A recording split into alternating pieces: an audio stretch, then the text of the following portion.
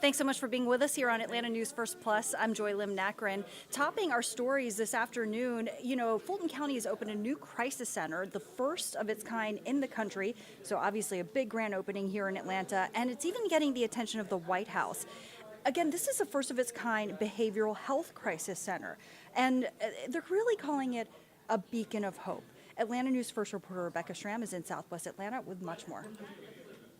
It is the first publicly funded crisis center in the country. Look at this. It even comes with a mobile unit that can go into neighborhoods. Our camera was rolling when a host of federal, state, and local dignitaries cut the ribbon.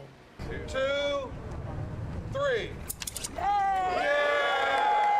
The first ever Fulton County Behavioral Health Crisis Center is such a big deal, the White House sent the chair of its Domestic Policy Council to represent the president and vice president. Their gratitude for the leadership that developed this role model facility for the nation. It's a 24-bed facility that's meant to take pressure off jails and hospitals when someone is in the midst of a crisis.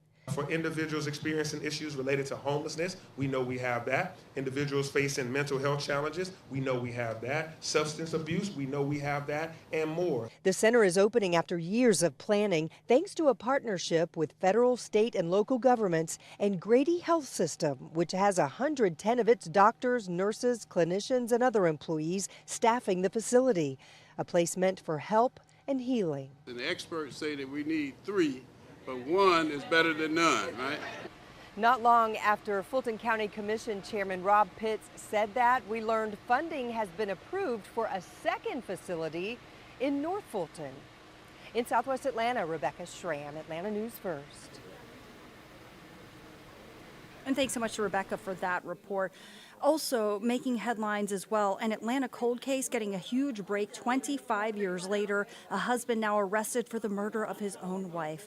Melissa Wolfenbarger's dismembered body was found in trash bags in 1999. Her family says they've been waiting on the day that someone is finally in custody and brought to justice. Atlanta News First Yasmina Alston is at Atlanta Police Headquarters with more.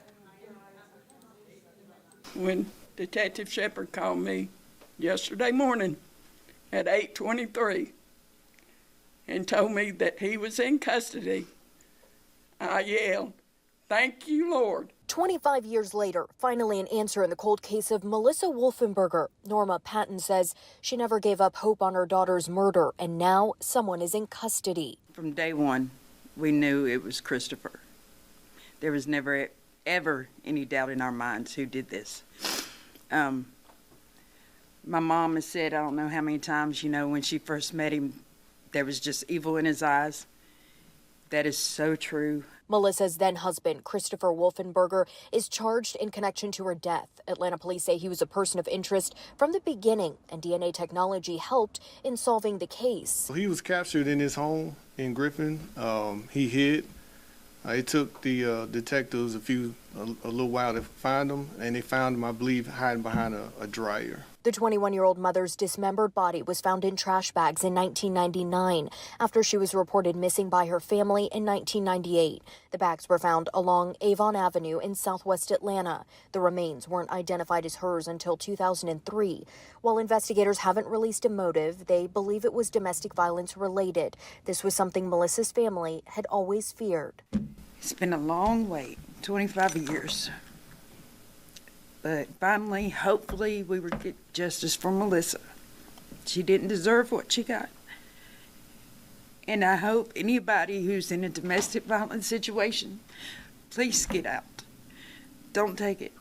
Because it could easily be you. It could be your sister. It could be your mother. Make sure they get away. Yasmina Alston, Atlanta News First.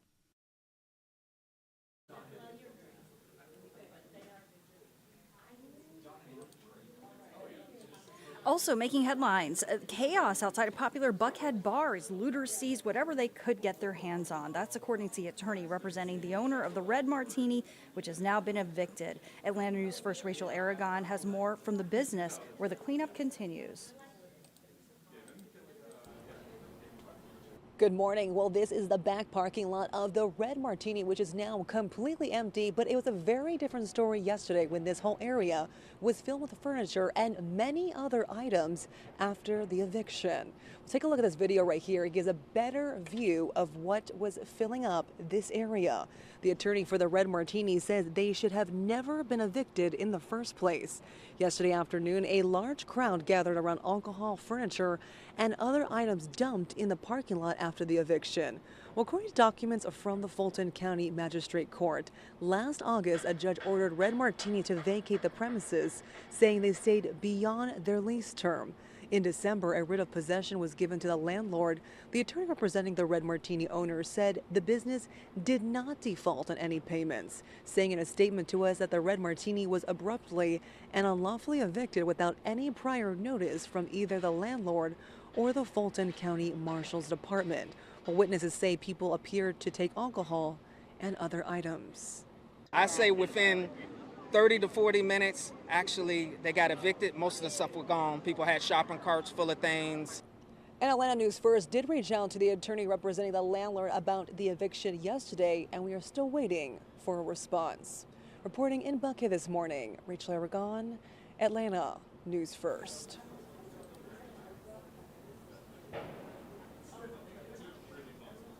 That should be good, right?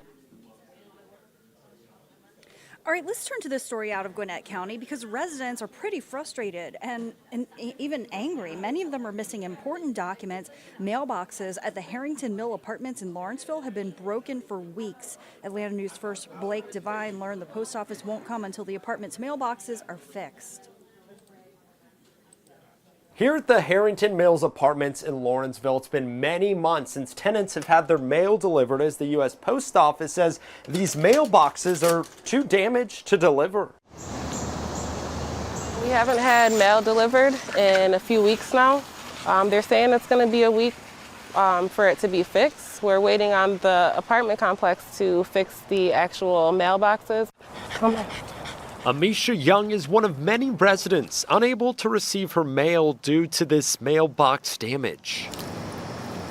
With a baby on the way, the mother of two is tired of waiting for precious packages. I'm expecting another child now, so there's important updates that I'm receiving in the mail that I don't have access to. Apartment residents have been told to drive over 8 miles away to the Lawrenceville North Post Office to pick up their mail. If I do need to get my mail, I have to Uber there, which is extra money out of my pocket to go pick up mail that I legally have rights to. According to this letter posted on July 6th, USPS said the mailboxes needed, quote, immediate repair or else all mail may be returned to sender. I have neighbors that are older, so we have people that are waiting on checks in the mail. It's very frustrating. We reached out to the apartment complex, who says a replacement set of mailboxes has been ordered with repairs scheduled for this week.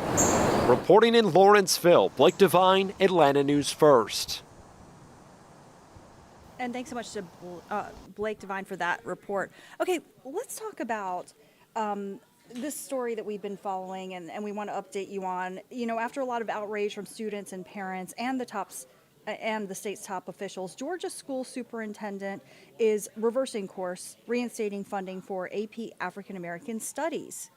Atlanta News First reporter Abby Kasouris reports on what this means for students across the state. State Superintendent Richard Wood says effective immediately, the AP African American Studies course will be added to the state-funded course catalog, citing a letter from the state's top attorney, the Attorney General, who found that the state's divisive concepts law does not apply to AP-level courses. State Superintendent Woods, let's get it right next time. Fresh off the announcement, Representative Doreen Carter is celebrating the superintendent's change of heart.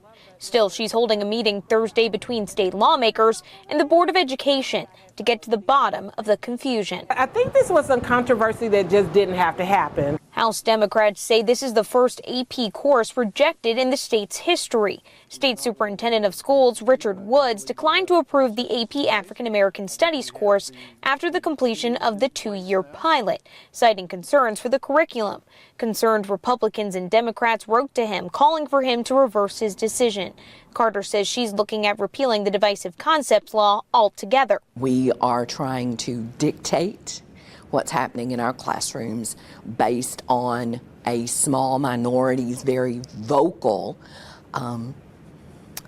attacks on educators and public education. Georgia Association of Educators President Lisa Morgan says it's still drop ad week. Districts could add the course back or offer the course in the spring.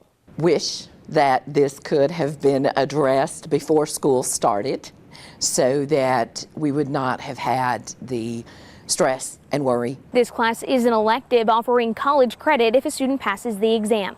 33 Georgia schools offered the course to more than 500 students last spring. In DeKalb County, I'm Abby Casores. And thanks so much to Abby for that report. You can get more on that and all of our top stories on AtlantaNewsFirst.com or by downloading our free mobile news app.